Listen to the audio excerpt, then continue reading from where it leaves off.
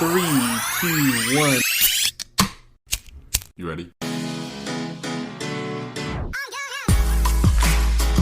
You're listening to the Real Pineapple Podcast Network.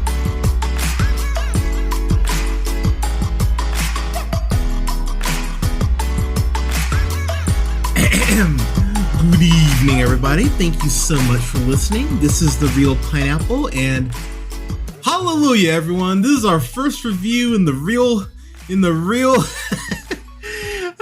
Fast and Furious review saga here. I am seeing Fast 9. We will have a review up for that on Monday morning. I don't know if I'm going to have a chance to get through all of the Fast and Furious films leading up to this, up to Fast 9, but I'm going to make a very, very hard attempt to do so. But it is cause for celebration because on this day, on June 22nd, 2001, Fast and the Furious, Fast and Furious is the fourth one, the Fast and the Furious went ahead and graced our movie screens for the first time. And the film had a budget of, I want to say it's about $38 million. Why do I know that? $38 million. And went ahead and did a return of 144.5, and that's just domestic. So to take you back a little bit, so 2001, I would have been, this was right after my 14th birthday. I remember this specifically.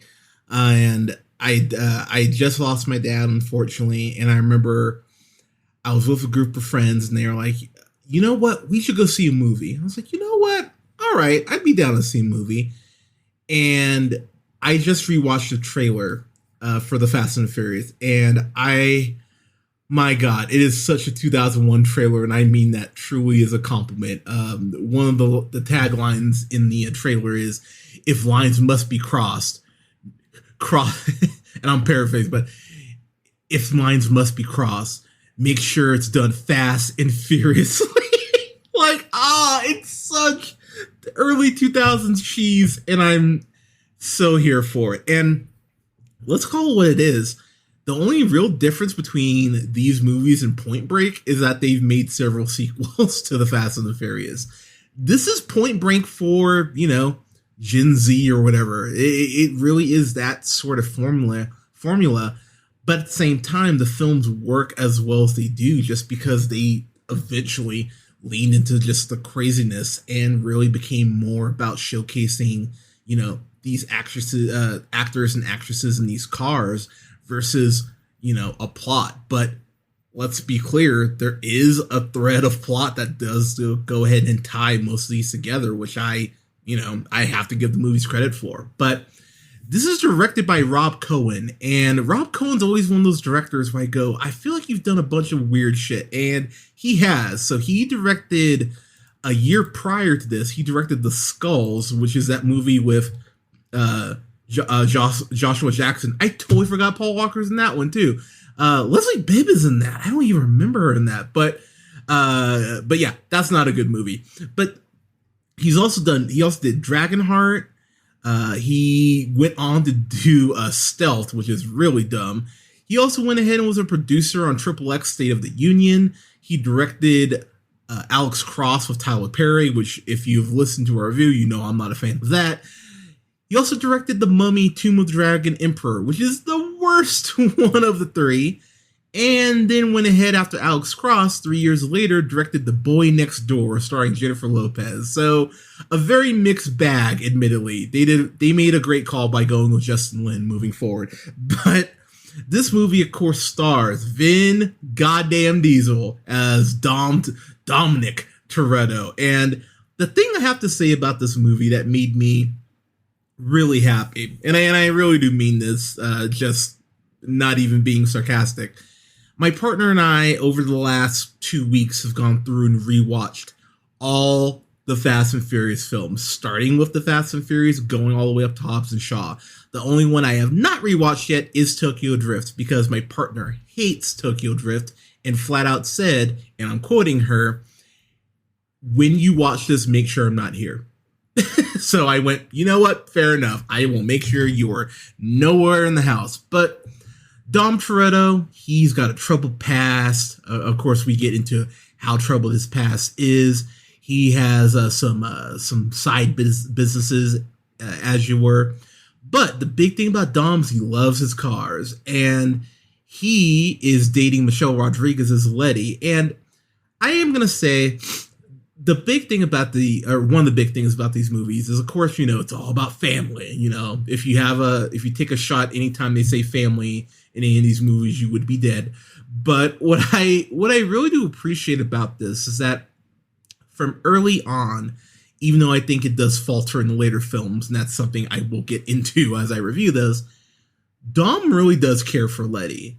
There is this point where these two women are kind of hitting on Dom. Dom's kind of like, oh, hello. And I'm paraphrasing, but Letty basically goes, oh yeah, I didn't know that skanks hung around you. And you kind of go, God damn. And Dom just kind of goes, all right, yes, I can't even do a Vin Diesel. All right, baby, fair enough. That's my Dom Toretto. It's not good. What do you want from me? But I do love their relationship to start off. But the movie starts off with this really well done chase scene. It's these street racers going ahead and stealing these Panasonic TV VCR combos, which is the first TV I ever had in my room when I was 15 years old playing my Nintendo 64. I got an incredible laugh watching, oh, this is right. That's right. This is what they would be stealing back in 2001. But they go ahead, these street racers led by Dom go ahead and steal a bunch of these TVs. I want to say the value, I think they say it's like 3.2 mil, something around there. So they go ahead and they send in Brian O'Connor, played by the late Paul Walker, to go ahead and bring down this syndicate of street racers. And I have to say, while Paul Walker has a very, I'll be nice and say spotty filmography, even though I really do enjoy him in Pleasantville and in Joyride. Joyride, I think, is a much better film than people actually give it credit for. But what I really did appreciate about this is that Brian does a really good job of integrating himself into the whole street race lifestyle. I actually forgot about how it really does feel like he does his homework in that sense. And he knows how to drive. He really does know how to race. And I was sitting there going, okay, this is actually working for me a lot better than I remember. Plus, he's wearing Converse for the movie. What do you want from me? I'm a sucker for someone who appreciates Chucks, or in that style. And the thing I do really like about Brian in this movie is that while he is familiar and kind of knows how to race, he's not Fast Five Paul Walker. Because when we get to that point with him in Fast Five, it really feels like he's Brian Prime in that sense, that he's really all about racing, knows exactly what the fuck he's doing. Here, he's not a great racer at this point, but he's not a novice either. And I think the film does a good job of striking this balance. So I love the first race between Brian and Dom because it really does highlight something that they continue to go back to as these films evolve. The fact that Brian is really good. He's really good. He's basically the Scottie Pippen to Dom's Michael Jordan. He's really good. He gets really close to beating him, and he just can't quite beat him. I love that. I actually love that common thread. I know you've all seen the movie, but the race between Brian, Dom, and then Edwin's Ja Rule, along with other people. I love that race because Edwin gets the extra motivation of his girl going, oh yeah, you win or lose, you get this, and she puts his hand on her bosom. I'll be classy and say bosom, but goes ahead and puts her hand on her bosom and goes, oh yeah, but if you win, you get her too. And so Edwin's like, yeah, I'm ready to win. And Edwin just fucking sucks. He's a terrible driver. And he comes not in last place, but he's way behind most of the people in the field. And what I really enjoy about the whole street racing aspect of this is that, they have Chad Lindbergh's Jesse. He's one of those people who's, got the police scanner in his car, which, that's funny in itself. But having multiple people looking out for cops and actually going, all right, the streets are clear, let's go. So some actual logic, even though these films by this point have, far defied logic. But I appreciate that early on, especially with this being the first film, the film is trying to take itself seriously.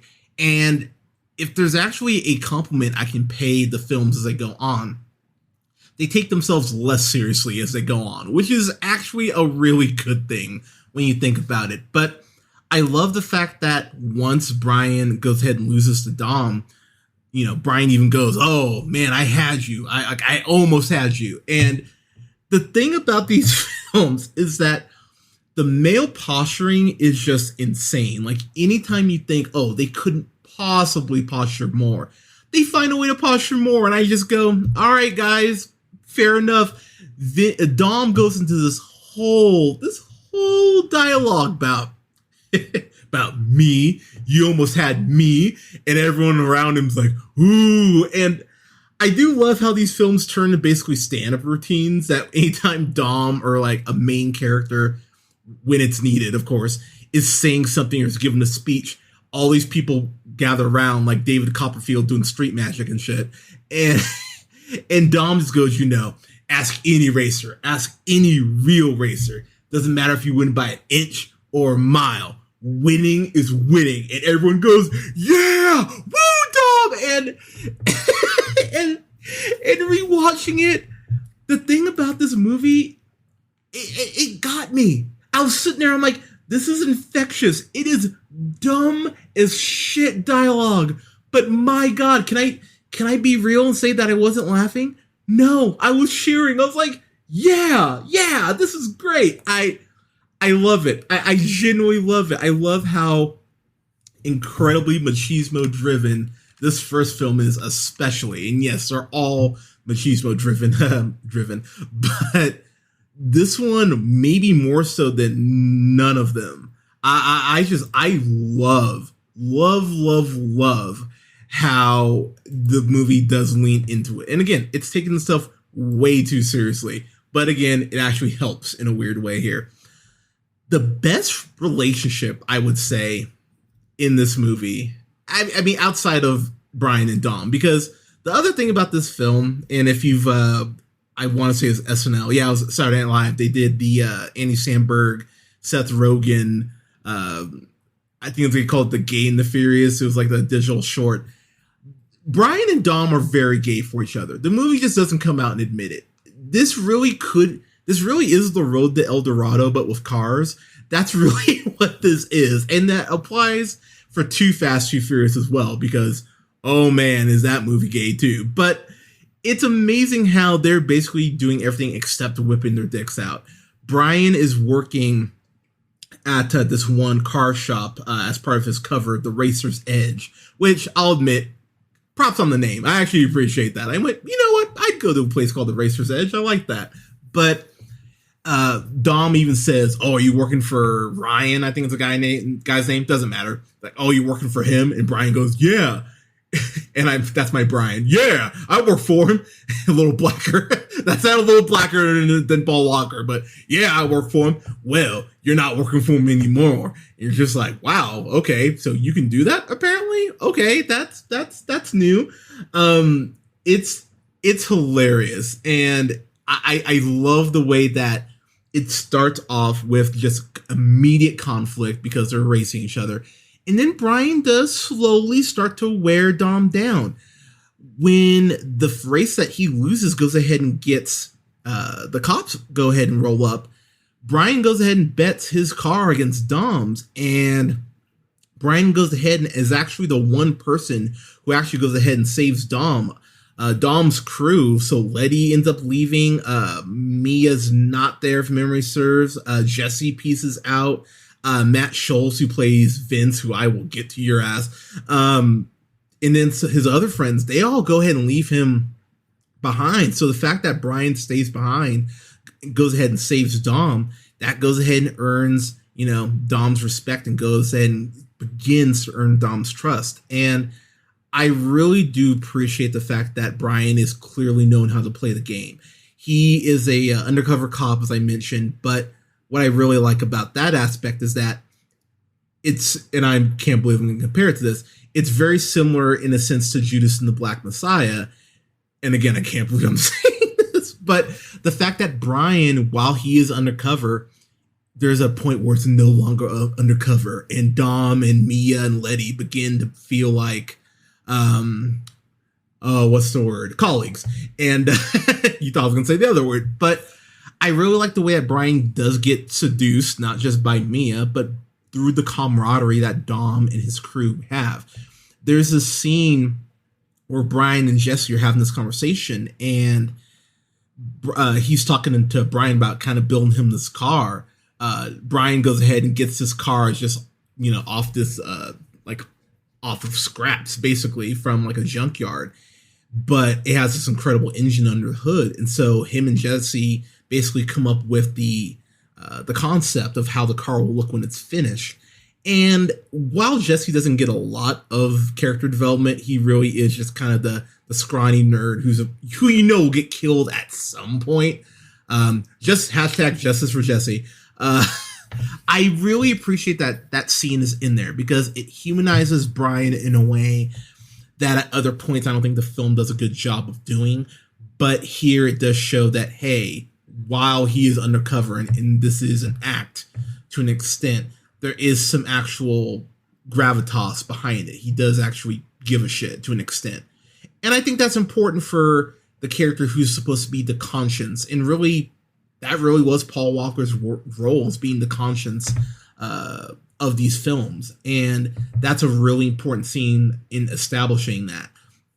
The character that drives me nuts in this fucking movie is Vince. I hate Vince so much. And I guess to his credit, I'm supposed to hate him. So he did his job. Matt Schultz is the one who plays Vince. And he is that guy from Jump who is like, I hate this dude. Fuck this guy. So I don't remember if they say how old Jordana Brewster's Mia is supposed to be in this. I don't think they do. I feel like she's barely 18 to be honest, but I don't believe they ever say. But Brian immediately earns Vince's fury because he stops off in this shop or this restaurant that Dom, of course, owns. And goes ahead and gets a tuna sandwich every day. And so they don't say how long he's been having the tuna. I think they say he's been stopping off there for a week or two. And Mia is not smitten, but she's entertaining Brian. And Vince clearly wants to date Mia or hook up with her or whatever. So when Brian comes in and he throws off this offhand comment of, "Oh, see you tomorrow," when he goes to leave, Vince follows Brian out to his car and goes ahead and tries to fuck him up because he's an insecure asshole. And I really appreciate the fact, again, that Vince is just such a douchebag to Brian from Jump. But at the same time, Vince isn't wrong. He's the one telling Dom that Brian is a cop.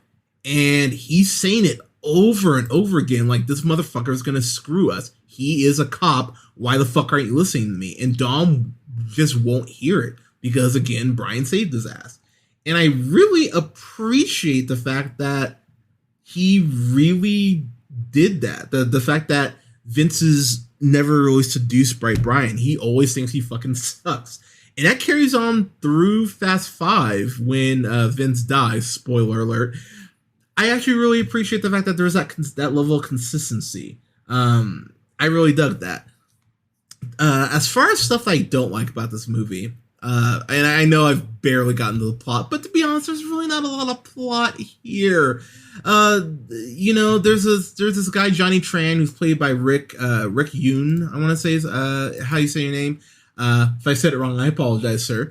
Oh, that's right. He's Zhao from Die Another Day. I knew he looked familiar. That was gonna really bother me.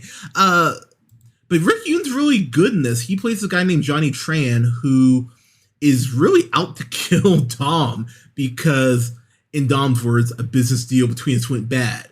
And I made the mistake of sleeping with his sister, which I do find it very ironically hilarious that Dom is like, oh, I slept with his sister. Probably shouldn't have done that. But when Brian is going after Mia, he's like, what the fuck, dude? It's like, well, dude, I mean, you've done the same thing. I mean, hypocrite much.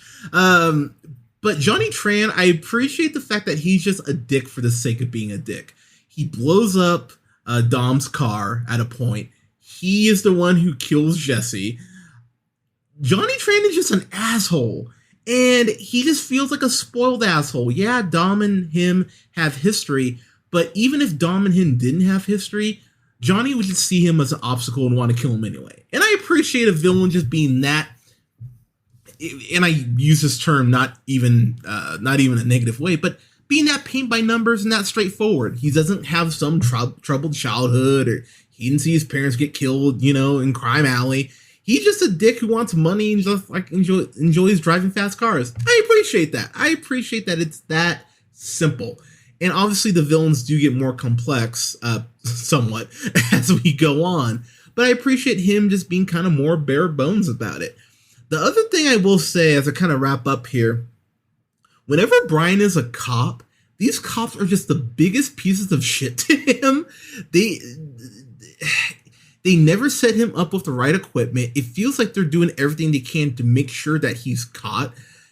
Brian's boss, played by Thornberry, Agent Bilkins, he just goes off on Brian about not being able to close his case so quick enough, and basically tells him, oh yeah, if this goes south, it's your ass. Like, the whole department is going to hang this on you. It's like, wow.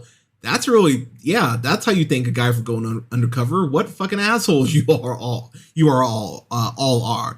I appreciate that. Again, paint simple. It doesn't always have to be some insane character motivation. Sometimes people can just be dicks.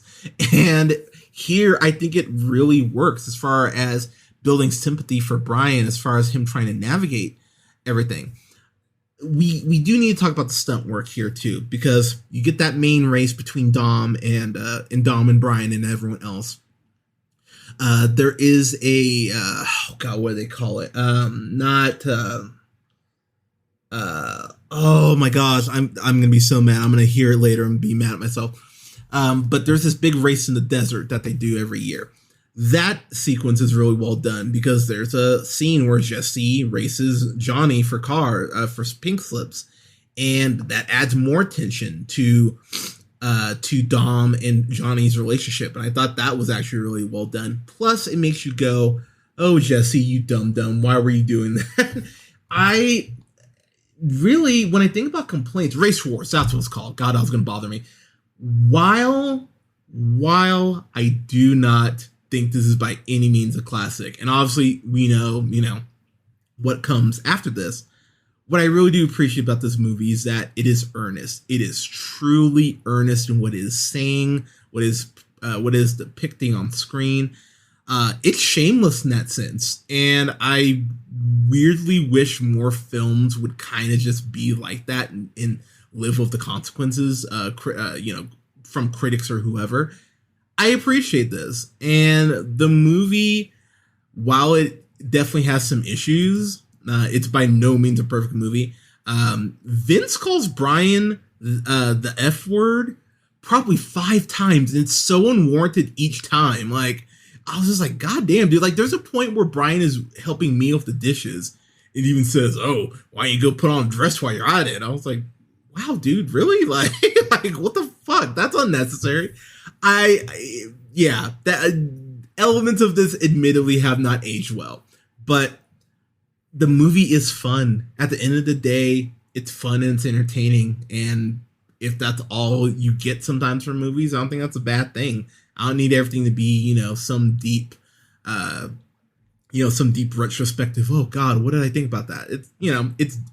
It's fucking Cars. It's very, and it clearly led to stuff like Need for Speed and, the racing culture having, kind of this boom. I remember growing up in Pismo Beach in California, going to a couple street races right around a year after this movie came out, because go figure, racing was in a way that it hadn't been before because of this movie. And a lot of franchises and a lot of, Need for Speed especially owes a debt of gratitude to Fast and the Furious for helping, pave the way, drive the way, whatever, for, for other things to be like this. So as I wrap up here, the last thing I did want to mention, the last scene where Dom and Brian race one-on-one, one last ride. That scene is fucking wonderful because not only do they barely avoid being hit by a train, but Brian just lets Dom go. Dom is clearly the man who's running, operating all this, we need to steal DVD players and shit. Clearly it's Dom. Dom is involved. It's Dom. And Brian just goes, yep, I'm gonna let you go. Take my car. And really? Just like, I love it though. I love the fact that Brian, at the end of the day, he kind of learns a code. And it's a code that he tweaks and refines as the films go on. But the whole notion that a man needs to have a code, I think that's actually a really important message. And I wish more people actually thought like that. Not this silly, but I do wish that more people actually had that notion of, I have a code of ethics. I should stick with this, This movie it's impressive in that sense. The fact that it kind of introduces that notion, and that's a notion that's carried throughout all these films. Last thing I'm going to mention before I know I just said the last one, but the last chase scene, as far as Dom, Vince, Letty going ahead and trying to steal this merchandise from this truck, kind of the last big action set piece. The way that is filmed and the way and how tense it is, from that scene of Vince getting his arm caught in the truck and the truck driver having a shotgun and shooting at Dom, shooting at Letty, and Brian coming in to save Vince, someone that he has no love lost for. I love the way that scene is filmed. I love how tense it is. There's that great scene within the scene the great moment in the scene where the truck driver goes ahead and drops his shotgun shells, has the tension of him going ahead and picking the shells up, loading them in the gun. Brian's about to jump on the car. Like, I love that. I genuinely love that scene. I love how that scene plays out. But as far as a letter grade on this, I'm going to give this a solid B. This would be something I would see at a matinee and go, hell yeah, that was fun. It's stupid. It's really stupid, but it's fun. And again, if only we knew what we would be getting down the road with these movies. It's impressive. I cannot believe they have made so many sequels. Not these have made so much money. It's kind of insane. But the Fast and the Furious, everyone, what did you think of it? What is your favorite Fast and Furious film? I'm going to ask that after every Fast and Furious film. But yeah, what's your favorite one? Let us know in the comments. You can go ahead and like us on Facebook, both our pages on Facebook at The Real Pineapple and Real Pineapple Games. I'm going to be hopping on Twitch here soon in the near future. Go ahead and make sure you like both pages so you can stay up to date on what's going to be coming out as far as releases and when I hop on Twitch. You can follow yours truly on the Twitter at JHunterRealPineapple. That's REEL Pineapple. And you can follow Scott on Twitter at Nearman. That's NEARMAN the first. And don't forget to like, share, and subscribe. You can find us on SoundCloud, Apple and Google Podcasts, Podbean, Stitcher and iHeartRadio, Amazon Music, and TuneUp, to name a couple places, at The Real Pineapple. Thank you so much for listening. We'll have more reviews up for other Fast and Furious films, including Too Fast, Too Furious, and Fast and Furious, Fast 5. I might wait till next week on that one because I am going to have some friends hopefully help out with that one. And we will have a review for the big one for Fast 9. We will have that up Monday morning. I am so excited to review that. But everyone, thank you so much for listening. Take care of each other. Go get your COVID shot, wear a mask, and we'll talk to you soon.